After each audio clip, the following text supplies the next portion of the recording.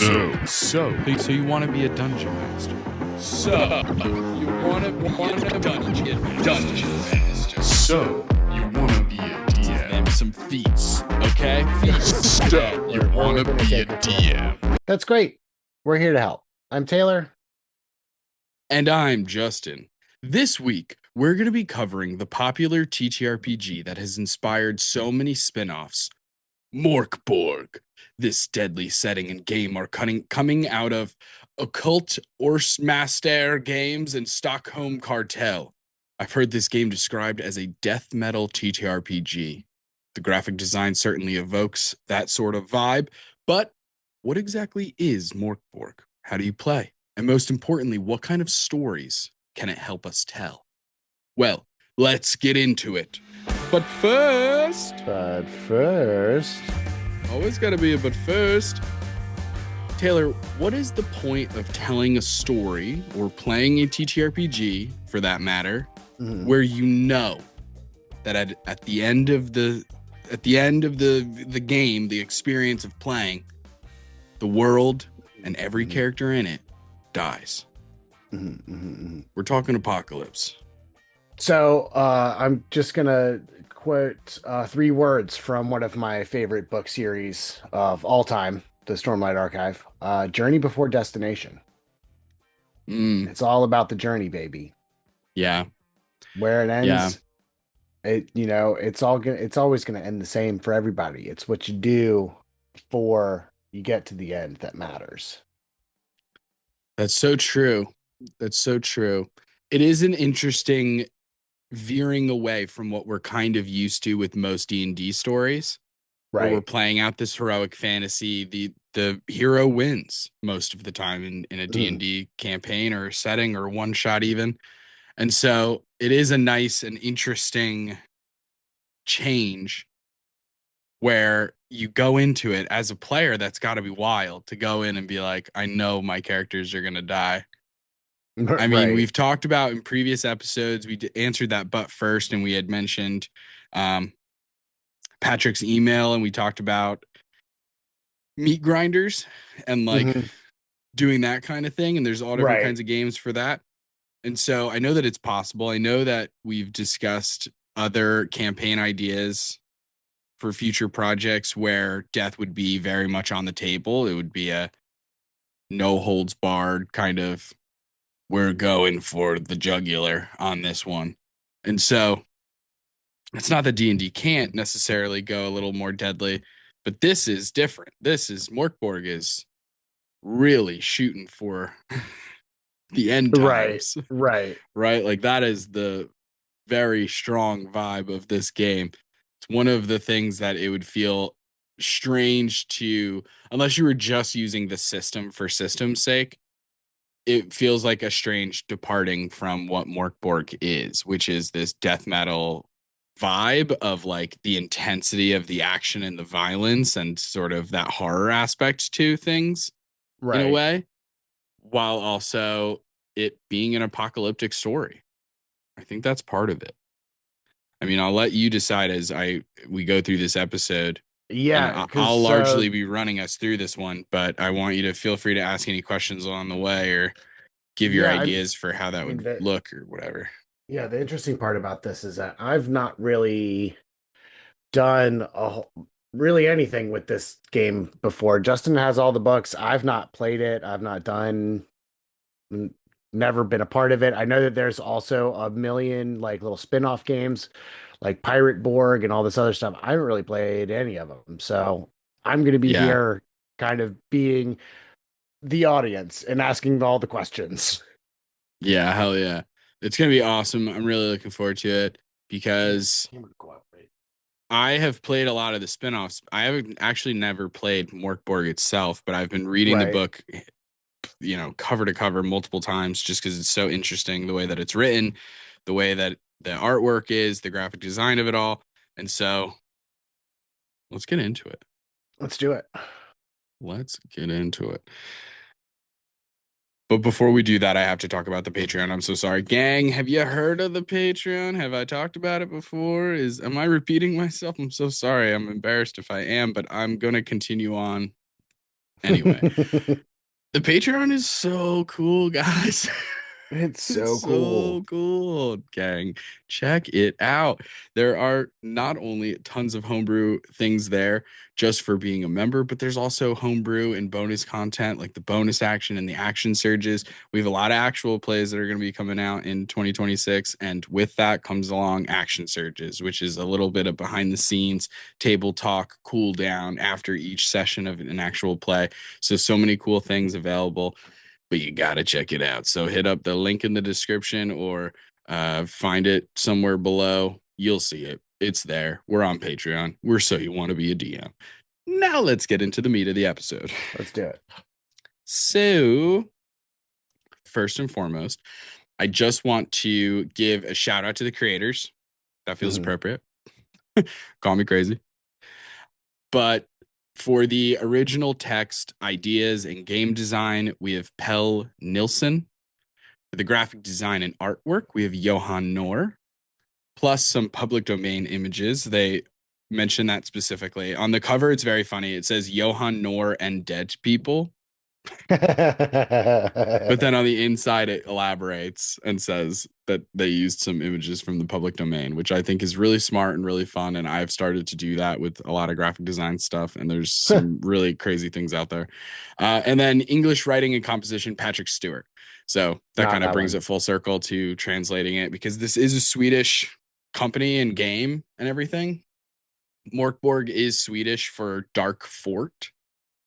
And the graphic designer Johan Noor, my understanding through talking to some other indie publishers and stuff like that, is that he used to work on like metal music magazines and that kind of stuff, which is like, you can tell obviously colors his influence of kind of typography and artwork and stuff like that. Like it's pretty gnarly stuff. I love it. I'm a big fan of that just because I love that type of choosing the artistic way of displaying the information as opposed to maybe, I mean, there's obviously like, I think that there's ways to get digital copies that can like help for accessibility purposes, because some of the typography is like legitimately hard to read. Right. So like I can see that being a thing, but for the most part, it was an enjoyable read for sure. Very, very interesting. And so really briefly, and I am going to genuinely try and like run through this, and it's going to be a testament of my own mouth and what it's able to do in this moment. Sure. Take a big whiff of coffee and run through it. I'm going to try and go over the setting. It's wild. Okay. They do provide a map, but it is a map that reminded me of how Dimension 20 made a map for Never After, where it was so much more artistic than like helpful. Right. Here's the map. Sure. Yeah. You see what I'm dealing with? Like, it's got the place names on it. You know, like where things are in relation to other things, I guess. Right. But man, it is crazy. And some of the writing, you're like, is that an A? Is that an H? Oh, it's a Q. Oh, okay. That Gothic lettering will get you every time. So, ooh, baby, we have a lot. So it starts off this story, the way this setting, because of its apocalypse being an ever-present thing in the game, it is also an ever-present thing in the setting and in the world building. It all kind of stems from that. And that's where they start the story as well. They really nailed this down. So we start off with Anouk Schlegger, a monk who wrote down the prophecies of Verhew, one of the basilisks. So there's these basilisks. Some of them can tell the future, and those futures begin coming true to the point where this figure, Verhew, becomes like an idol, like god-like status, right? Okay. As this monk figure, Schlegger, is writing down these prophecies, this becomes the nameless scriptures. For hundreds of years, they're lost to time. But once they're found again, they replace all scripture because every single thing in them is perfectly correct. So then there's this order called the Two-Headed Basilisk. They're the ones who discovered the scripture while they were building a cathedral. This all happens in Galgenbeck, the greatest city that ever was. Mm. And they build the greatest city that ever was, around the location of this nameless scripture. Okay. So the Two-Headed Basilisk is the name of this like monk order kind of government theocracy almost that comes to light, that kind of a doom prepper cult, if you will. Except that they're always fucking right because they're listening to these nameless scriptures from Verhu, right? But there's more basilisks. There's actually 2 basilisks, and each basilisk has 2 heads, hence the name of the cult. Okay. Verhu is just a quarter of the basilisks. He's just 1 head out of 4 heads, you know? But he's the most worshipped. He has tons of apocalyptic prophecies. So he's the one spouting all this information that's getting sopped up by the public. Okay. Then we have Verhu's twin, Gorg. He's bitter. He's rank with envy, you know? Typical, you know? That makes sense. The other 2, they come from the Bergen Crypt, and they're older. We have Lucy. It's Lusi. A lot of these things come from British, so it's like, you know, bear with me. Give me some slack on some of this stuff. But we got Lucy, or denial, and then we have Arc, or deception. So Lucy would be the basilisk who would tell you, hey, listen, the world's not going to end. Everything is fine, because they're denial. There is no war in Ba Sing Se. Yeah. Exactly. Deception, or Arc, would be the one to say, actually, no, I have another prophecy that supersedes that one, and everything's going to be fine. So it's a different type of denial in this deception of like, actually, no, I'm the real one who tells the prophecies. Right. But so you have those like these demigod or godlike characters just chilling in the background. These like actual figures that you could in theory find in the game, but they're very like demigod status like. So I mentioned Galgenbeck already, the greatest city that ever was. In the moment of playing the game, they list out they're really basic with the setting. It's truly just like a couple of names, locations, and vibes, but it doesn't go into any greater detail. It's not going to name a single tavern. They're not going to give you plot hooks, except for in the descriptions themselves, where it'll explain something about like the person who runs Galgenbeck. So they don't have a king, they don't have a queen, they have an archpriestess named Yosilfa Migol. Her throne is deep beneath the cathedral of the Two-Headed Basilisks, and the commoners there gossip that she colludes with the god Necrobol. And Necrobol is referred to as the shadow that covers all. It is said that Necrobol is the one who whispers the prophecies to Verhu. So that if that's true, then Verhu's a poser this whole fucking time and is just a mouthpiece for a more powerful person. So it's like one of those like potential heresy situations, or like, you know, like it's almost like Da Vinci Code, where it's like, yeah, you have the Catholic Church, and then you have a couple of the Catholic Church who are like, no, Jesus like had a wife and they had another kid and and all this other stuff, and Jesus's daughter. And it's like, okay, so there's like a more radical sect of religion there. Then north of Galgenbeck, we have Sarkash, this forest. It's spreading unnaturally fast, twists and turns, almost intentionally to lead wanderers astray. And inside of this forest is a halo of dying trees called the Graven Tosk, which is an ancient cemetery. Then we have creepy. Dude, it's everything about this place is dark as hell. At Galgenbeck, we have a gothic black castle called the Palace of the Shadow King. It is like a mirror to the cathedral of the two-headed basilisks, in that the cathedral to the two-headed basilisks is like white stone, and then you have this large black Gothic castle. So they're kind of like mirrors to each other. Wrapping things up, we have Grift, a city-state in the Eastern Peninsula. King Sigfum. Whoa, his name is crazy.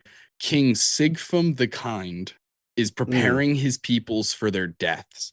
He is essentially like Jonestowning his people. Yeah. And you know what?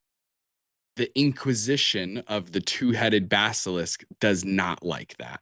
Yeah. Yeah. They think, according to the two-headed basilisk, it's kind of like, no, you need to just wait for the apocalypse. Just like let the apocalypse happen and let it wash over you. And the kind, Sigfum the Kind is like, no, everything is so terrible. He genuinely believes that he's doing like taking them out of their mercy. Yeah, like mercy killing, kind of mercy mass suicide, though. It's really dark stuff. So there's that. Then we got Kyrgyz, a desolated and barren land to the west of Sveland. North Kyrgyz has Alions, a storm-piercing spire city of black glass. I wrote that word for word from the book. That sounds sick as hell, right? It does sound sick as hell. Sounds dope as hell. Within that is a white stone castle where the Blood Countess Anthelia lives. And some say she is eternally young. Like some kind of curse or gift was placed upon her, or maybe some kind of pact. Then we have the Western Kingdom, called Wasteland by the Simple and the Poor, once home to Lake Onda, which used to have lots of fish and was an incredible fishing area. But unfortunately, no longer due to the, apocalypse. Then we have Schleswig, a sad but gaudy city ruled by King Fathmu the Ninth, a paranoid, fat, and increasingly mad person. And then we have the Valley of the Unfortunate Undead. Rumored that Verhu the Basilisk is coiled within its crypts. Many people come here to die. And then there are rumors that the air is lethal. Others say that the soil eats you up and brings you to the realm of the dead. All different kinds of shenanigans and dungeons and crypts. Speaking of dungeons, that's next episode, gang. Be sure to, if you're not clicking the subscribe button or whatever the hell, check us out. But that's kind of the setting, man. It's scary, rad. There's a million different adjectives I could throw onto this. Yeah. Very cool. I do like that it is kind of just broad strokes that you can fill in. Yeah. It is really like, it's one of those things where you could play this same game 4 or 5 times, however many times, and get a completely different game every single time. Oh, 1,000,000%. Like when they're talking about things like the Western Kingdom that I talked about with Lake Onda and the fishing and all that kind of stuff, this is it. This whole page, and half of the page is artwork or like just font. Right. And then it's this little bit here and this little chunk here. And that's it. That's all that you get for the Western Kingdom. Like they're very brief about the setting, but they drop a lot of names. They drop like location things and like feelings and like emotions that you can kind of pull from. The vibes are there. For sure. The vibes are there. So you know how to, if you wanted to like stay in this world and really like kind of go with what the designers wanted to, I think it could be pretty easy to do that, to build off of this, add things that you wanted to. But if we're going to get into this world, get into this place, then we got to play the game. You know what I mean? And so now it's time to get into the game. So now we're going to cover how to play. So the interesting thing, as soon as you get done with the like setting and that part of the book, then we get into this crazy mechanic. And this is kind of our apocalypse mechanic here.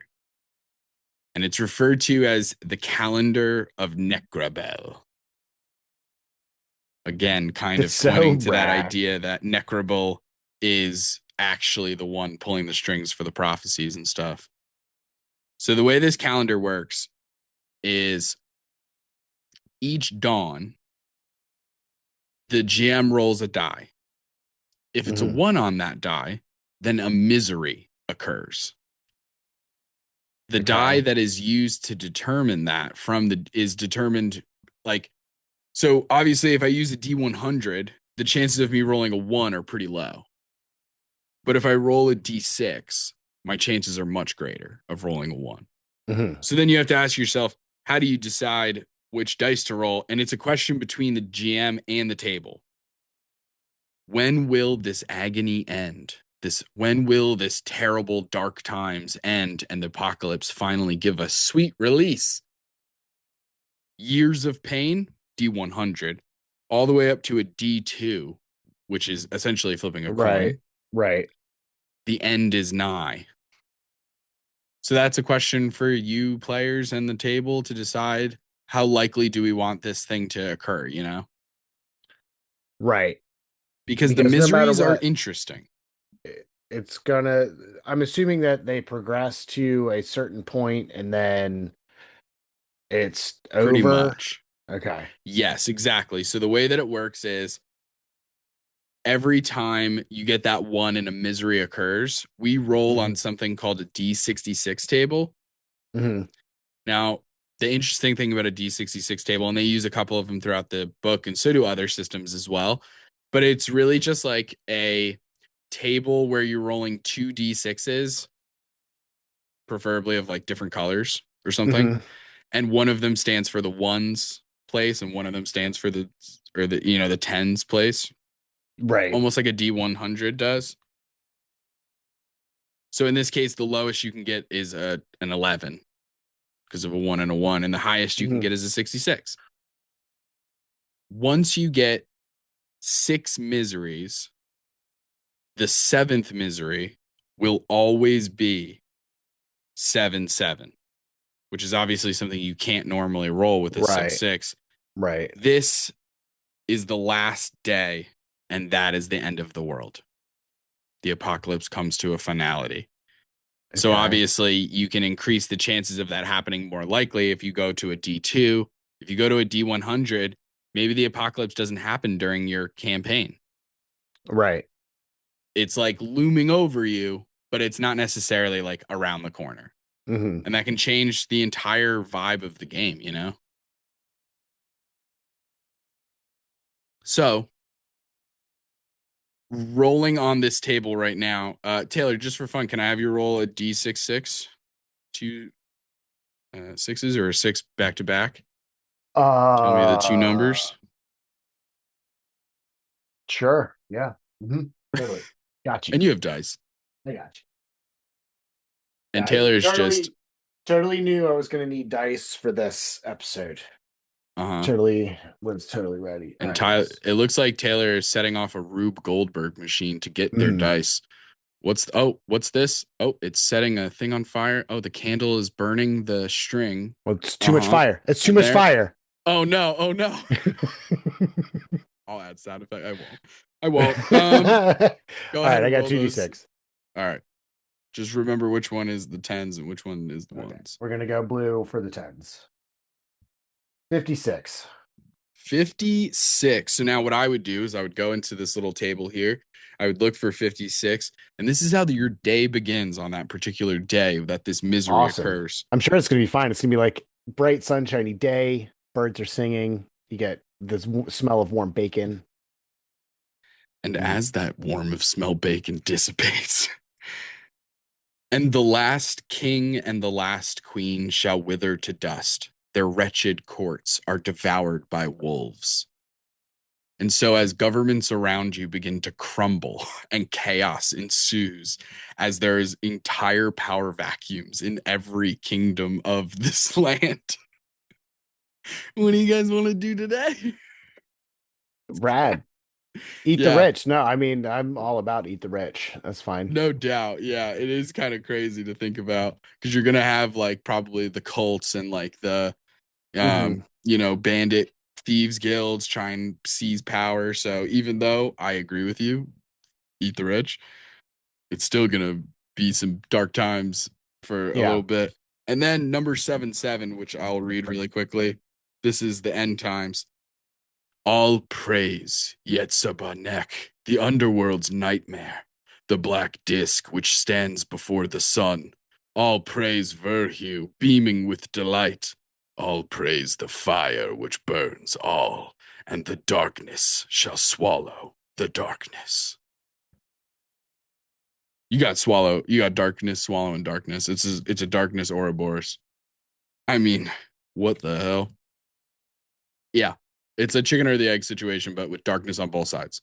Darkness and So I mean, darkness. solve Right, that right, right. equation, Einstein. You know what I mean? What came first, the darkness or the darkness?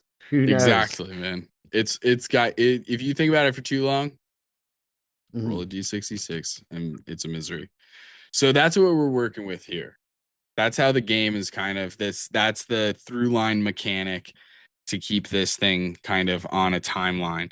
Now, for an actual play, and I'll just say this so briefly because we're doing a podcast on how to play the game. It's not about us.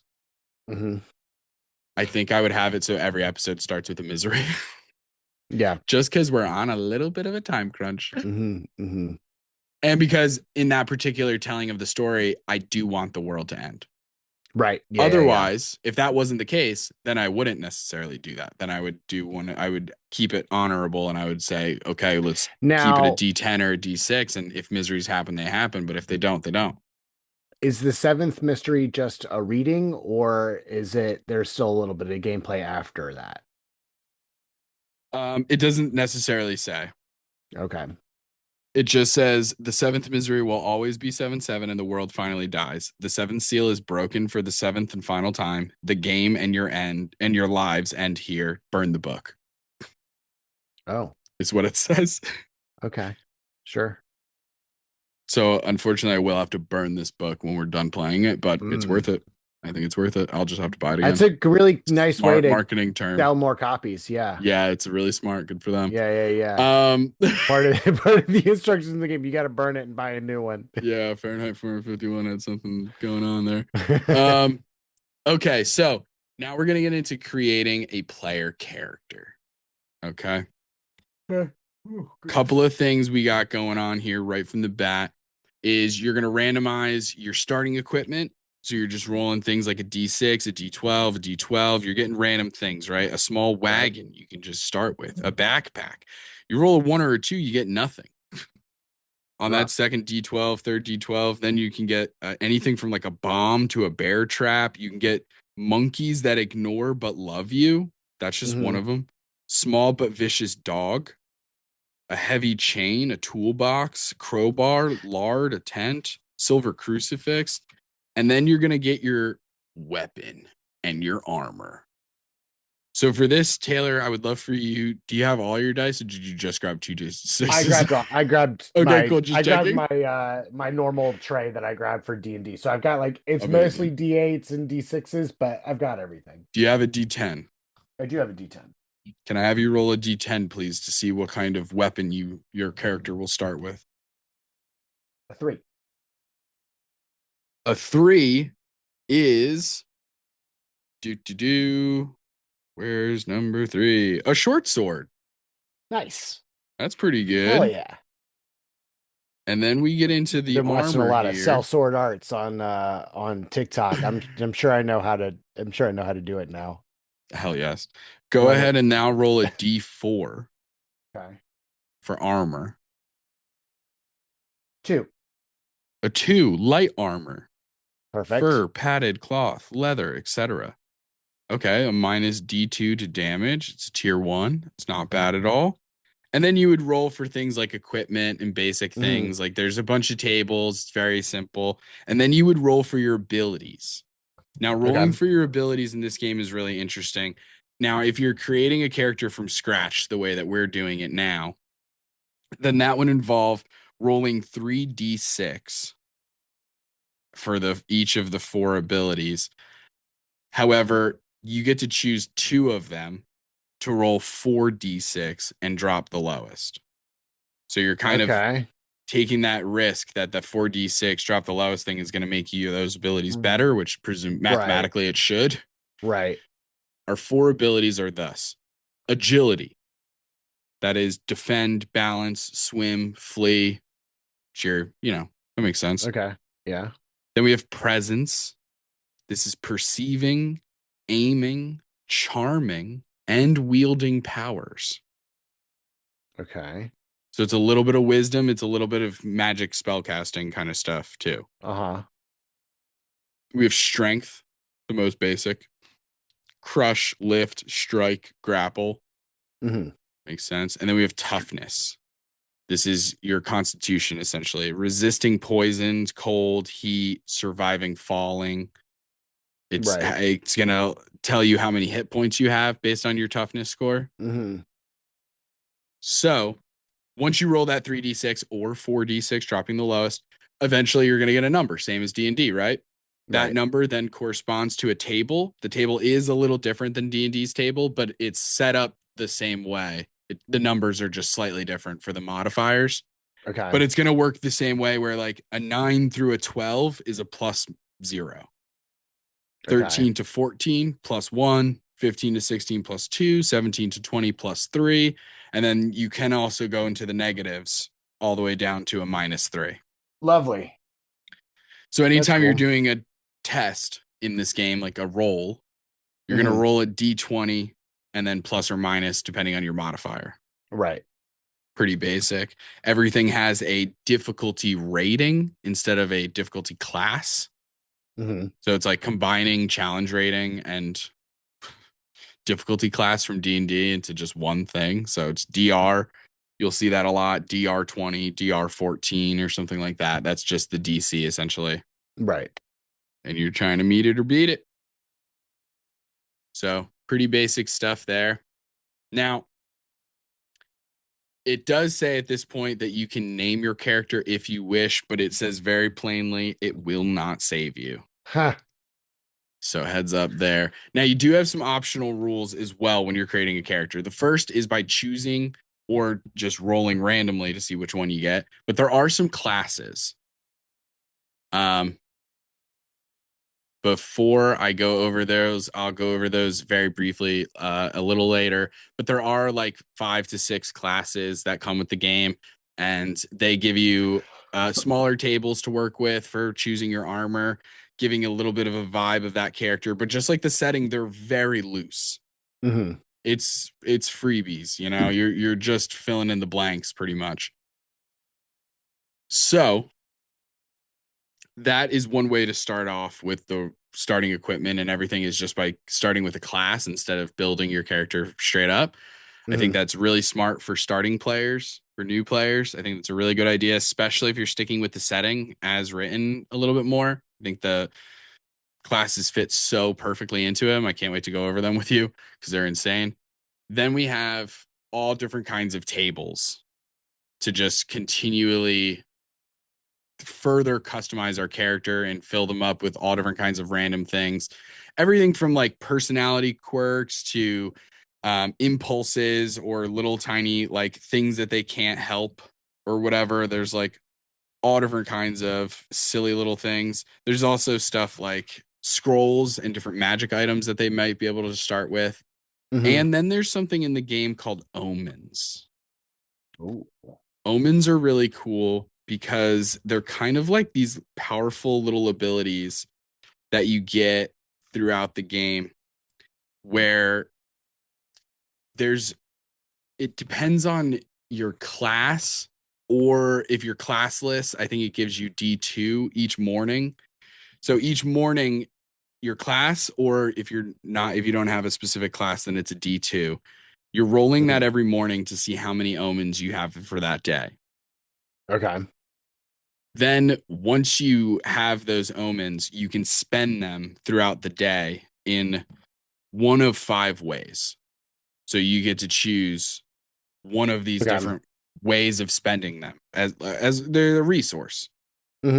So you can either deal maximum damage with an attack, sick, Mm-hmm. re-roll a dice roll, yours or someone else's, Oh, lower the damage dealt to you by a d6, nice. neutralize a crit or a fumble. When we go over combat, you'll see that crits and fumbles are a big fucking deal. Right. Or you can lower one test's difficulty rating by -4. Okay. So that could be really helpful too. Yeah. And then these optional tables, there's trauma, childhood things, terrible traits that you could have, broken bodies, like having one hand, having a rotting face and wearing a mask. You lost 3 toes and you Oh limp. my God. Bad habits like being a pyromaniac, permanent phlegm deposit in the throat. You Oof. pick your nose so deep that it bleeds. Yeah, some really dark ones, and some. There's also your best friend is a skull. Carry it with you. Tell Heh. it everything. You trust no one more. Heh. One of these. These are funny. Insecure shit stir will talk about whoever just left the room. All kinds of stuff. Troubling tales. These are different tales that you can use into your backstory. It can also be like a way to connect the party members. So you can just choose them randomly or roll for them or something, but it could be like this one here that just says escaped cult member, terrified and paranoid, other cultists are everywhere. That could be like how you tie in your characters for session Okay. 1. You guys all escaped the cult. So it's just like really cool stuff. There's also other kinds of arcane catastrophes that can happen throughout the game, Okay. especially if you try and read a scroll to essentially cast a spell and you fuck it up. Critical fumble Okay. on reading a Right. scroll, arcane catastrophe. Uh, All kinds of stuff can happen. I'm sure those are all fine though. I mean, Roll a arcane d20 and we'll catastrophe. see. Okay, Roll a sure. Yeah, d20 yeah, and yeah. we'll see what Yeah, okay. happens. All right. They're all catastrophes. This is all arcane catastrophes. If it happens, it Oh, happens. All right. yeah. It's fine. It's fine. It's fine. These are all bad. How's a 20? What Oh, about a 20? natural 20? It says, perhaps it's for the best. He, all in bold font, he emerges from the shadows. At least your suffering is short, almost instantaneous, as the 2-headed basilisk devours you. So your character's dead. Fuck. Mm-hmm. Now, if you got a 2, Mm-hmm. it says you feel fine. It's bold font, fine. And then in bright pink font, it says you postulate with a magical STD. Those intimate with you will die of plague within D4 days, then rise as woeful, Whoa! weeping zombies who track you down in your dreams before finding you in reality.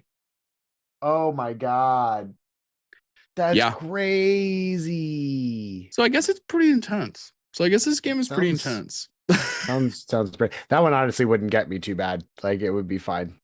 That one would be fine for me. Yeah, for sure. If you're That playing a would be character who's not necessarily promiscuous, yeah, then yeah, that could that's certainly help for that's sure. fine. Um, so there's all kinds of these funny tables and stuff, well, funny and dark.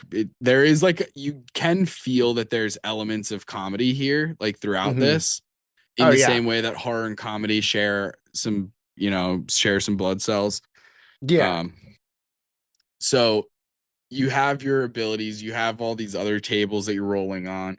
You got your D6s that you rolled for abilities, and all the other tables.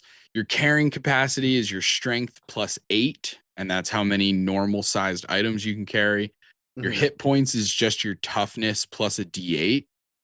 Uh, Worst case scenario, it'll be a 1. So no worries Okay. there. Like I was saying, the most often thing that you're going to be rolling throughout this game is a D20. And it's plus or minus your modifiers rolled against that DR, that difficulty rating, depending on how Okay. challenging the task is. That will also come into play often with combat. You'll be rolling D20s pretty often for combat, Hmm. except for damage dice. So it's very similar to D20 in that regard. I believe this is referred to as an OSR system, but I could be mistaken in that. So I don't want to put that on paper, but I think OSR. yeah. Okay. So said a couple things I saw, but and that's all I'll say. Okay. So then let's get into some violence, Let's aka do it. combat. So combat run in Mörk Violence. Borg is interesting, fast, fun, thematic. We start off with initiative, right? You're Mhm. rolling a d6, 1, 2, or 3. The enemies go first. 4, 5, 6. The PCs goes first.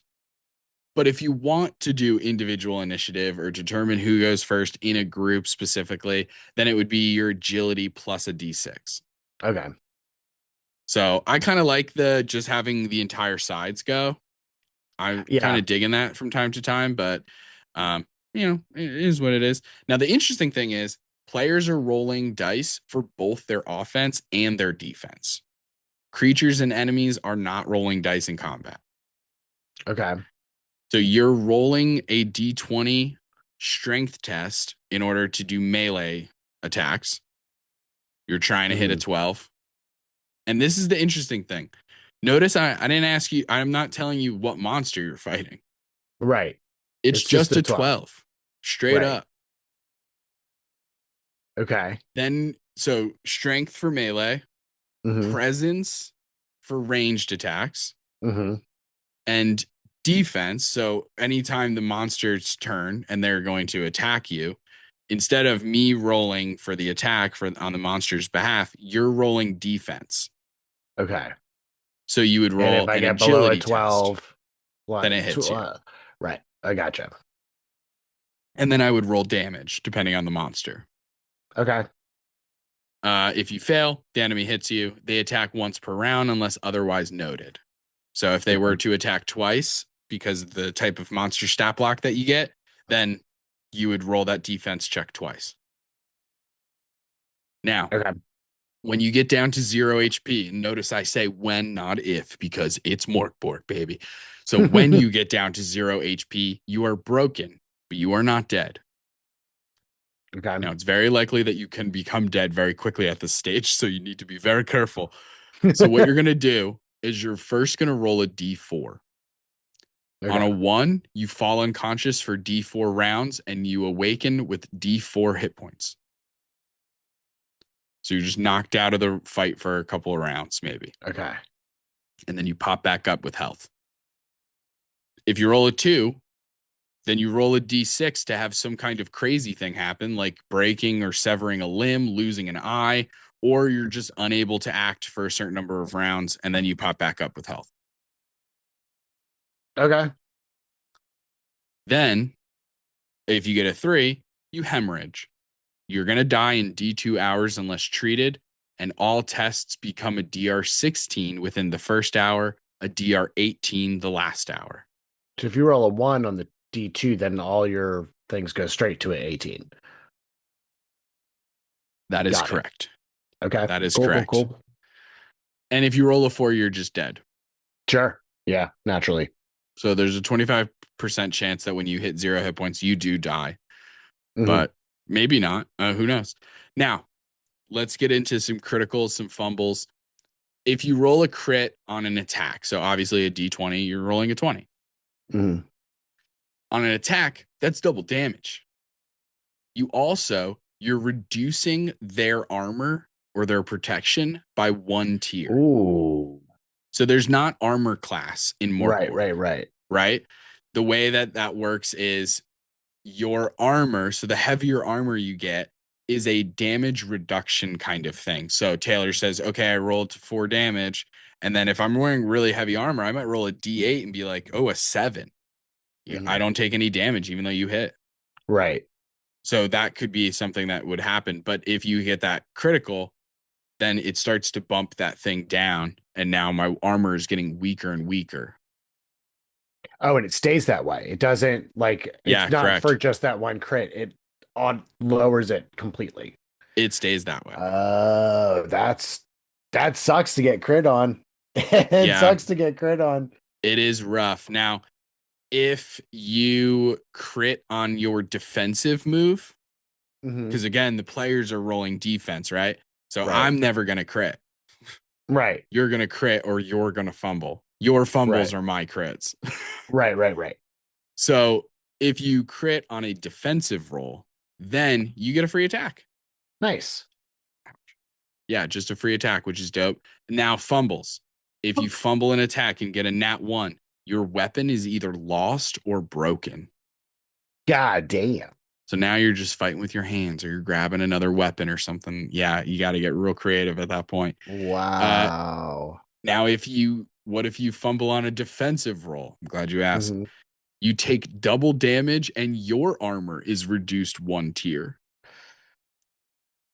Now, your armor can be repaired unless it is reduced below first tier, which would be a minus D2. It's like the lowest that you can reduce from the damage is a minus D2. So once it reduces past that, then it's unfixable. It's totally broken. Now, there's no such thing as like proficiencies and stuff too. So there's theoretically you can just get new armor or better armor or upgrade your armor throughout the course of the game. There is like costs for things. Silver, as you can imagine, is going to be insanely hard to come by. So any items, even getting like, 20 arrows, like that's a huge commodity in this game. Like resources are incredibly hard to come for. There aren't very many shops and stuff. So that's definitely a thing. But you can buy armor in theory. They have costs for everything. All the equipment has a little cost next to it, usually in silver. Okay. Then Jessica just jumped up onto my leg. Her claws are stabbing me. Little daggers into my leg. Just like D&D, a round is 6 seconds. So easy to keep track of things. 10 rounds is a minute. Nice and easy. So you're going to get pretty few hit points, you know? So just for fun, Taylor, go ahead and roll a D8. Let's say you have a +3 in your toughness, the highest it can be. Unlikely that could happen, but let's say that it did. What did you roll on that D8? A 1? A 1. Yeah. So you have 4 hit points. That's your max hit points. Rad. Okay, cool. And that's with the best toughness modifier you can get. That's awesome. So now keep that in mind as we go into some rest rules. Keeping in mind that monsters can just be doing like 4 or 5 points of damage in a single hit. But no, I'm fine. So now you're rested. Let's pretend like you have only 1 hit point or something. Now, if you take what's considered a short rest, catching your breath, having a drink, having a quick meal, that kind of thing, that's restoring D4 hit points. Okay. If you have a full night's sleep, that's a D6. So now you're rolling for those things. So there's always the chance that you're getting 1s.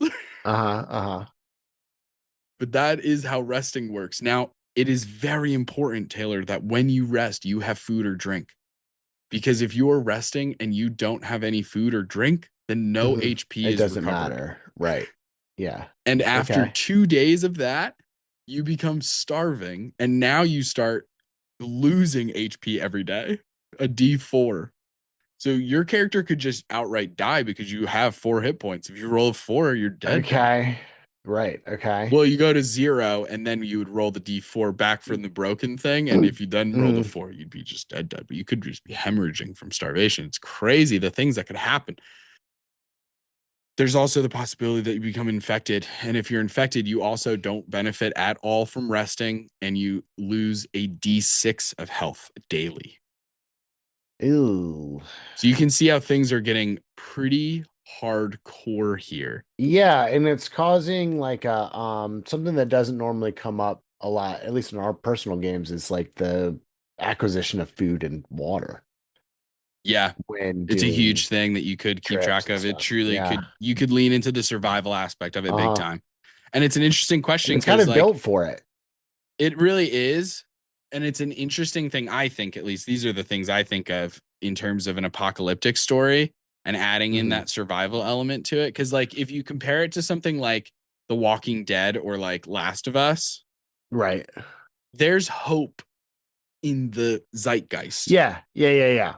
Here, not so much. Unless you invent that into the world building, if that's something that you want to put in there. Like, obviously, the book is very much like, no, the world's going to end.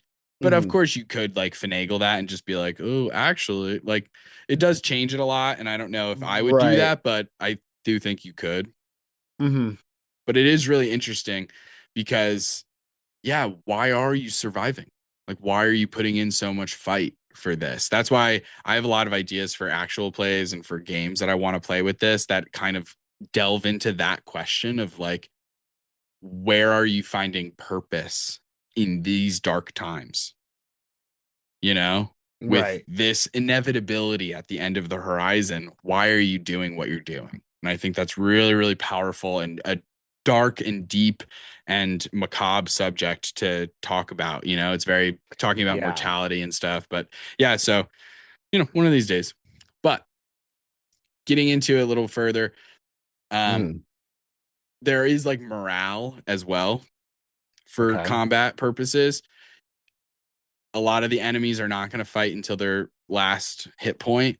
So what Mm-hmm. happens is if a leader is killed, if half the group is eliminated, or if a single enemy has only a third of their hit points left, then you roll for morale.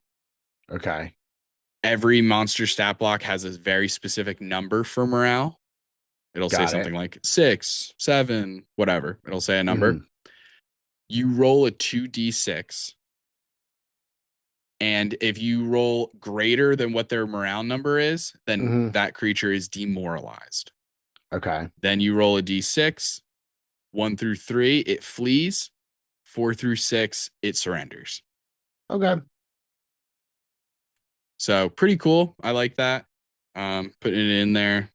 What happens next in the combat and stuff. You don't have to think about it too deeply. You can just roll some dice and figure it out. Now, this game does have leveling up, which is really interesting since it is Yeah. an apocalyptic story to the end of times. But we do have leveling up. Now, it says that the GM gets to decide when leveling up should occur. Molly Adeza, fucking listen to that. The GM gets to decide when the leveling up occurs. That's right, Molly. You take that, Molly, you son of a gun. Anyway, Official firm she's the stance. greatest. I know, she's fun. But I need her to GM for me so that I can message her every day about leveling me up. Mm-hmm. Um, Mm-hmm. so first off, you might get more HP. You roll 6d10. If the result of 6d10 is greater than or equal to your current HP max, then hey, it increases by a full d6 worth. Oh, Yeah. nice. So So you don't get the hey, 6d10 HP. You just get to add a another d6. d6. Right. Yeah. Okay. And then you find something maybe. Mm-hmm. So Okay. left in the debris you find, and then roll a d6. Sure. 1 through 3 is nothing.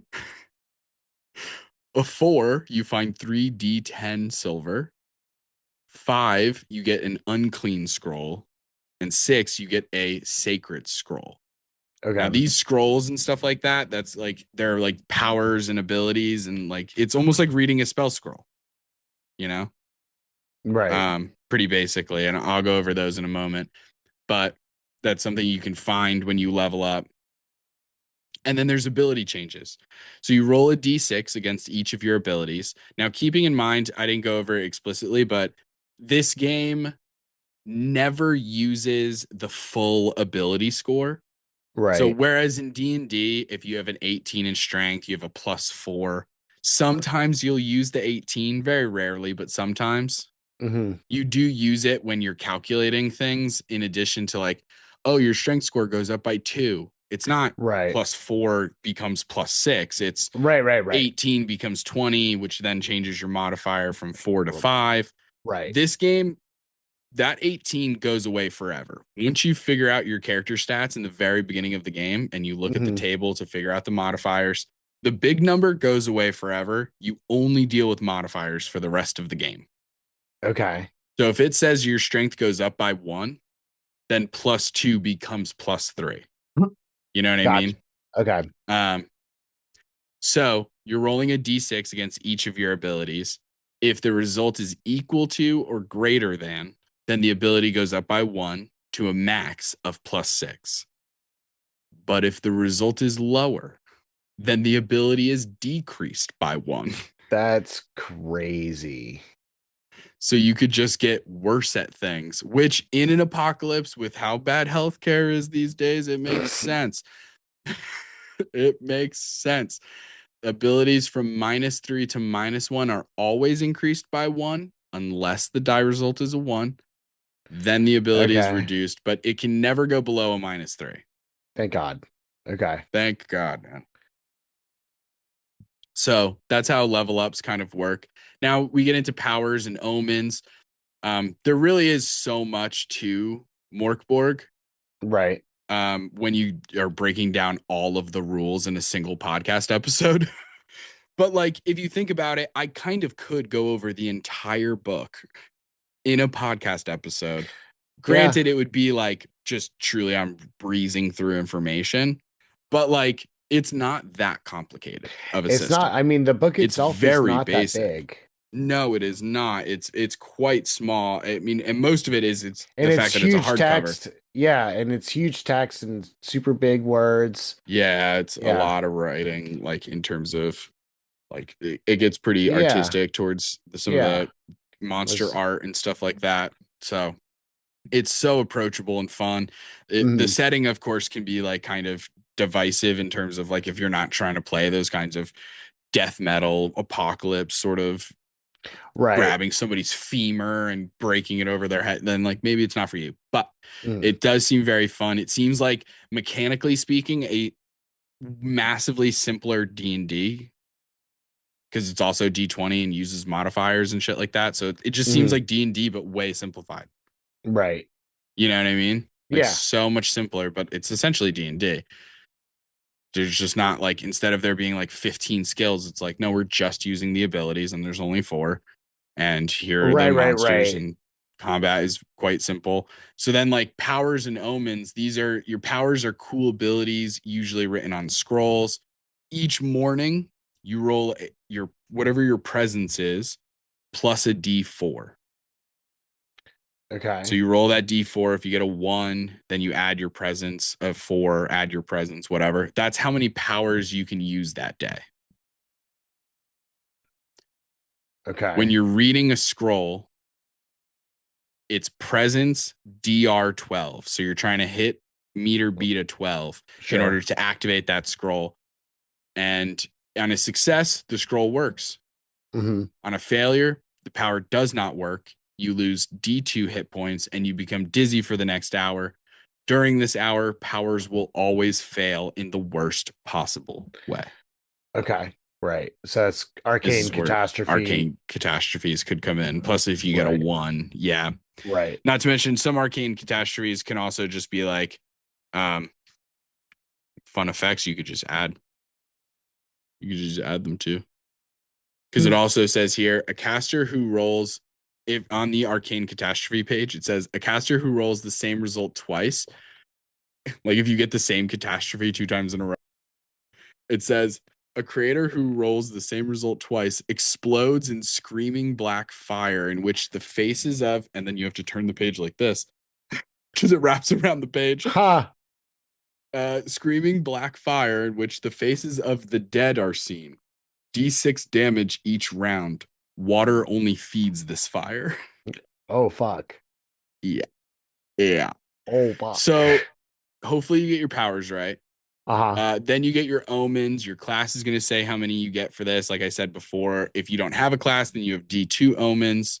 When you're depleted of omens, then you can re-roll after a 6-hour rest. Okay.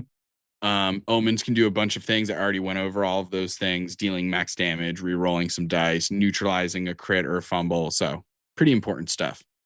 But Mhm. now I'm going to go over the classes and some of the creatures, and then we're all out of here, baby.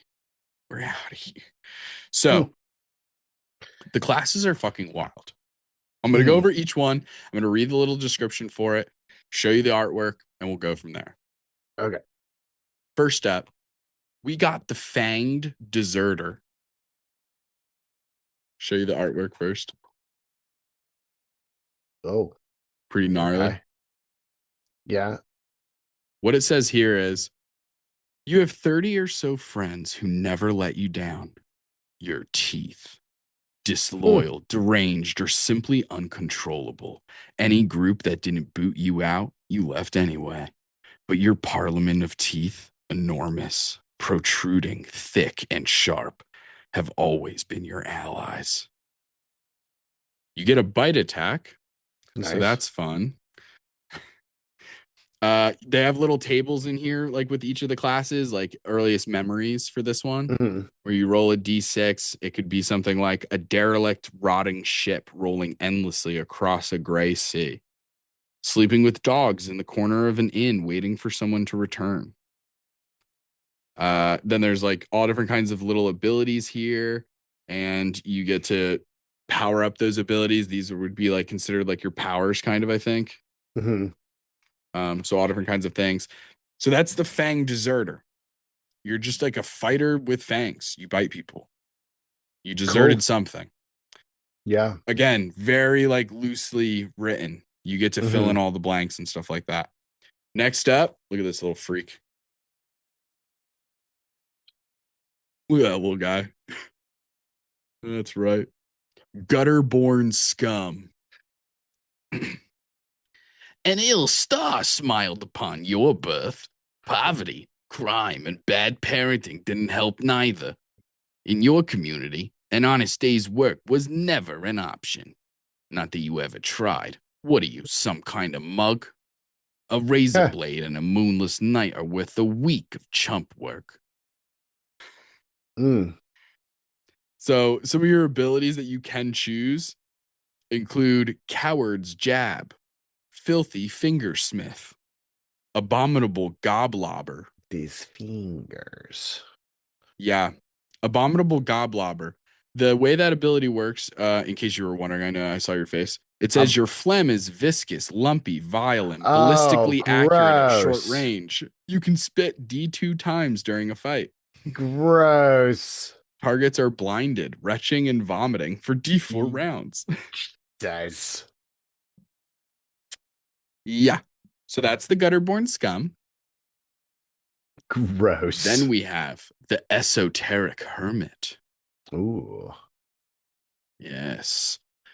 The stone of your cave is one with the stars, silence, and perfection. Now the chaos of a fallen world disturbs your rituals, and the call of night grows blacker than your cavern's gloom. Irritating. So you're just a loner, and this newfangled apocalypse is ruining your slumber and your rituals and stuff. You can roll for Eldritch Origins. Some of these abilities: a Book of Boiling Blood, Master of Fate, Initiate of the Invisible College, Bard of the Undying, or Hawk as weapon. Your crafty, almost intelligent hawk is loyal only to you. You get a hawk. Sweet. That's rad. Cool. You'll be sad when it dies. Next up. It's not going to die. You're not going to kill my little guy. I'm Wretched all the bad royalty. guys. Wretched royalty. Scraw. Bowed down only by the memories of your own lost glory. You could never submit it to anyone else. Not you, of noble blood. Why did I say noble like that? Not you of noble blood. Not that you expect any of these peons to understand the depths of your sorrow. Painfully average, you adjust no abilities. Roll a d8 on the weapons table. Roll a d4 on the armor table, but re-roll if you receive heavy armor. You begin with 2 of the following, and then you get 2 of those little like abilities. Right. Very cool. Number 5, Heretical Priest. Oh, we're getting into our anti-cleric a little bit. Hold on. Show that picture a little bit better. Yeah. Oh my God. Hell yeah, dude. They're liquor. How horrifying. Hunted by like the Mother Miranda two-headed. got struck by lightning. Yeah, pretty bad. Pretty bad. Okay. Hunted by the two-headed basilisks of the one true faith. This heretic can be found raving in ruins, traipsing endlessly down dusty roads and desecrating cathedrals by night. Kind of a interesting Gross. little Yeah, right. thing out I don't there. know. Yeah, that's fun. And last but not least, we have the Occult Herb Master. Ooh, An evil druids, you say? Why not? sand This one's people. really short. It just says, born of the mushroom, raised in the glade, watched by the eye of the moon in a silver black pool. And that's all it says. Ah, But the abilities you get include things like your tough is wood, so you get 3d6 plus 2 for toughness. okay. Your toughness already is going to be a little bit better, but you get to make all different kinds of things like poison, southern frog stew. That's crazy. Elixir vitalis, spider owl soup, which can let you see in darkness and climb on walls for 30 minutes. Mm-hmm. Whoa. Crazy stuff, man. All kinds of cool stuff. And then we get into creatures. Creatures are all over the place. It'll give you like a big name like Seth here, but then in Right. little it'll tell you what kind of creature Seth is. Mm-hmm. Seth is a goblin. We have Bent. Naturally. Bent is just some scum. So for these monsters, they're really basic. I mean, it gives you a little bit of like a paragraph or two on a description of what a goblin is in the selection of this world and the Right. world building here. All goblins carry a curse. Once like you, they are now trapped in the prison of their crazed goblin flesh. Only their eyes reveal the truth.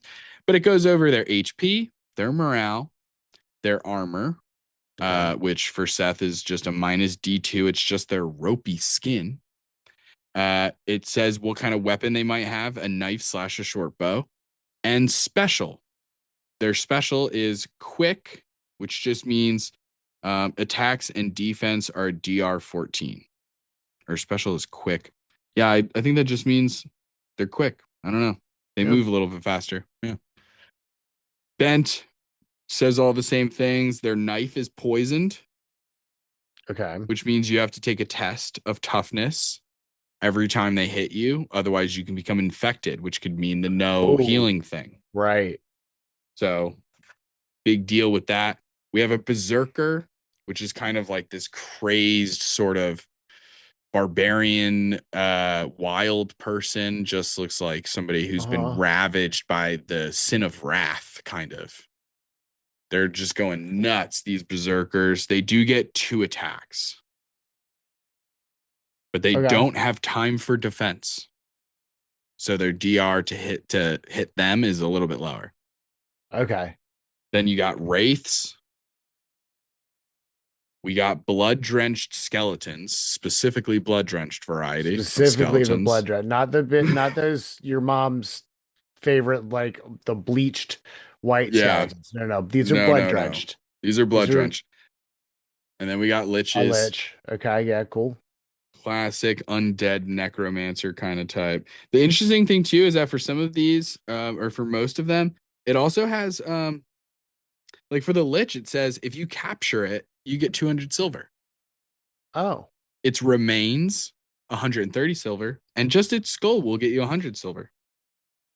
okay. Whereas like a blood drenched skeleton captured is 35 silver. So much less because it's kind of a weaker thing, right? Mhm. We also have trolls. We have zombies. We have undead dolls. Oh, no. I don't like it. Terrifying. I don't Lady like it. porcelain.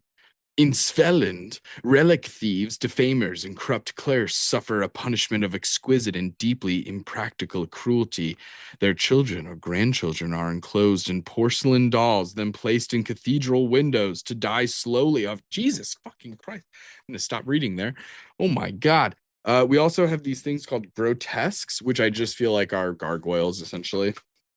Dale wants to know These about weird. capturing creatures. Is it like a Pokeball situation, like a net, big Oh, I think that big it would net? literally it would be like Witcher style. Like you're like capturing it, like you're tying it down, you're manacling it, roping, like a just like Okay, catching a wild animal.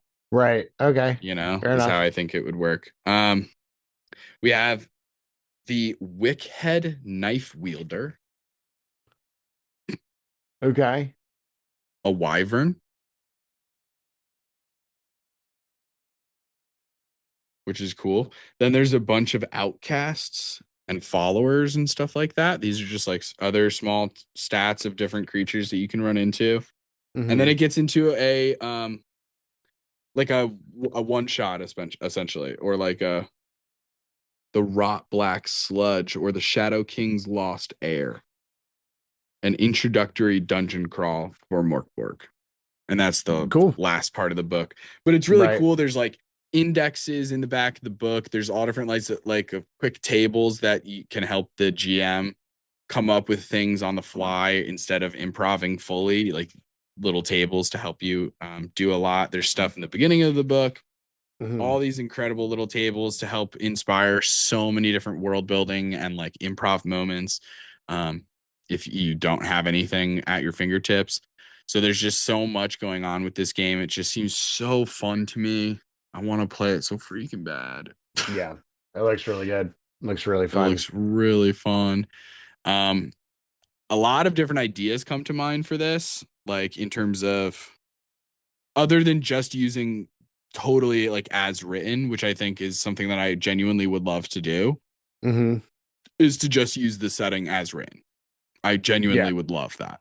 And Yeah. it's Yeah. not Yeah. often I feel that way.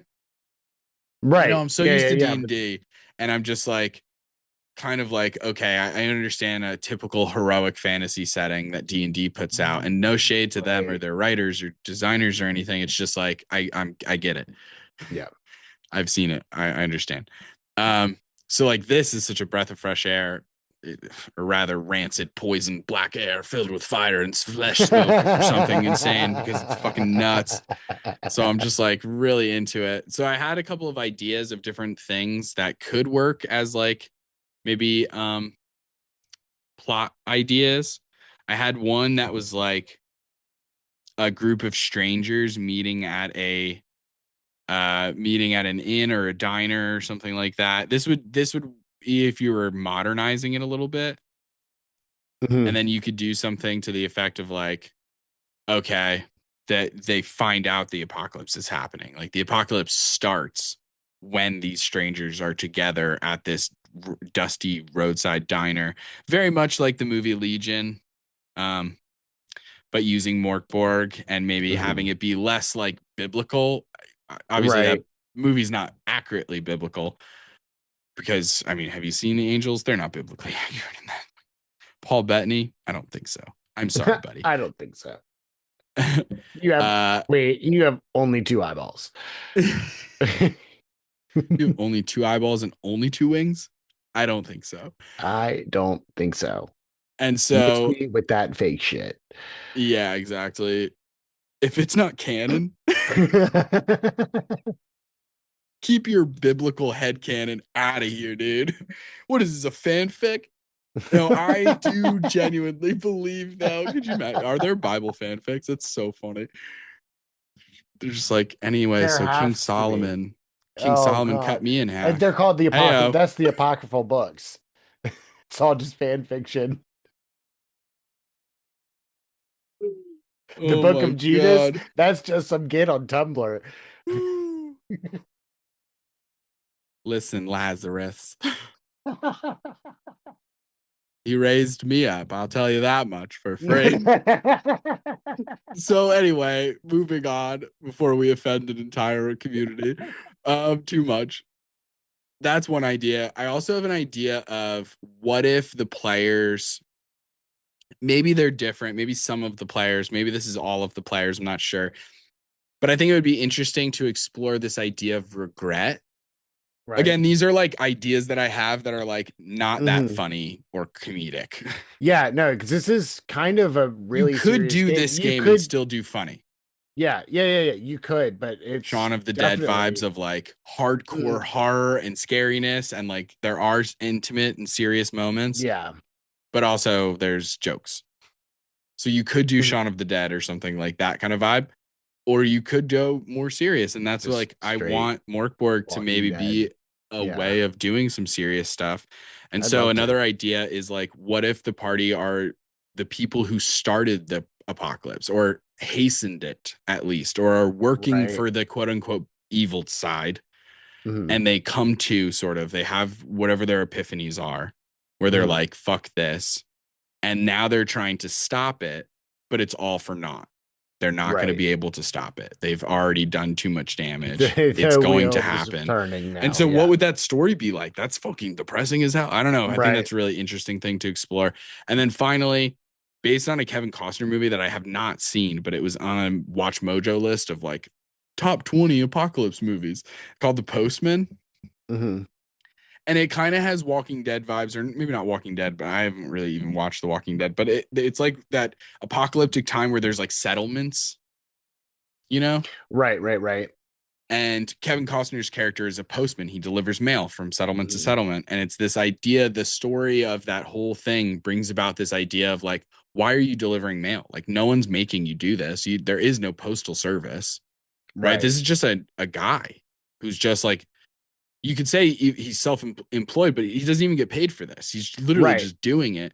Right. And it's a fascinating commentary on communication and how important it is to stay connected and have this like, yeah, just this connection with other Mhm. humans and with other people, loved ones and the like. And so I just think that could be such an interesting story to tell on the drop on the backdrop of an apocalypse of like, Oh yeah. Yeah. you're Yeah. spending your final days delivering other people's messages. Mhm. Why are you doing that? Do you know these people whose messages you're sending, or are they truly strangers? And what about the messages that you want to be saying to your people? Like, where are your people? Like, are you, in theory, like, obviously it depends on each individual character that's in the game, but like, Mhm. somebody could make a character where like they have their own family and they're like, sorry, babe, I have to deliver this other person's letter to this Right. thing over here. Not to mention that, um, from a kind of like above board, big braining it a little bit, that setting idea or that plot line of like you're traveling to deliver mail Mhm. allows me to explore multiple areas in the setting of Mörk Borg. I just thought of a tragic story on that particular line of you asked if you knew the people that you're sending mail to, and no, at first you don't, but like maybe there's one person who regularly gives you messages to give to somebody to a town that's been destroyed. And Oh, rather than say, oh no, the oh, town's destroyed, you come back and you write her a letter as that person from the other town and deliver that oh. back to her. Yeah. We see a scene of you getting to that town and Hmm. it's just a crater. And Yeah. then you move a piece of debris and there's just like that old like tin box. You Right. open it and it's full of letters. Hmm. That's heartbreaking, dude. Yeah, that's exactly what I want to do is that Yeah, kind of yeah, shit. yeah. I want that to be the party. And it's a group Mhm. of postal workers. I think that for the actual play for Morkborg, I think that's the one. Because I I think so. love the I like that. premise of it. I Yeah. like the depth that it can hit. Hmm. I'm not saying that there won't be a joke throughout the entire season. Like, I'm not gonna tell people, hey, no comedy ever. It's like if it's Right. natural, it's natural. But like Right. overall, the tone, the music, the soundtrack, the score, everything is going to be set up for drama. Right. Like things will be sad, they will be bleak, they will be intense. That does not mean that there can't be moments of tenderness or hope or what have you, or love or any of those like positive feelings, but Hmm. it is going to be underscored with this like intensity. So I'm just looking forward to that so much. I just think it's so fun. And when I think of intensity, Taylor, I think of our today's sponsor for us, actually, which is just the fruit pineapple. The fruit pineapple is sponsoring this particular podcast. That's right, Taylor. I've lined up a series of sponsors for all of 2026, and they're just random things that you and I like. which is beautiful. So this episode is one of my sponsors. It's pineapple. So it's just pineapple. Just go out, get a pineapple. All pineapple have come together. They've decided to sponsor us. We're one of their first podcasts that they're ever sponsoring. Like Thank you so much, pineapple. Yeah, okay. All right. You know what? We'll get into that later. Like VeggieTales, but pineapple. Tonight. You can find us on TikTok. Oh my goodness. You can find us on TikTok and Instagram at So You Want to Be a DM, or you can ask us a question at soyouwannabeadm@gmail.com. If you like the episode, don't forget to give us 5 stars and a review wherever you found us, and check out the Patreon, the Twitch, and our merch with the link in the description. Join us next time for more Dungeon Master tips and tricks. Bye. See ya. Hey gang, it's Justin. I have the honor of giving a shout out to the members of our Patreon gang. Nub Muffins, may Palor's light shine upon you. Marsavies, have you watered your flesh prison lately? Yazvi, the eternal library where color and community await you. Molly Adeza, who gets yet another level up. And there's Elijah, Tappy, and Linguini. Gang, we appreciate and love you. Tune in next time for more tips and tricks from So You Wanna Be a DM.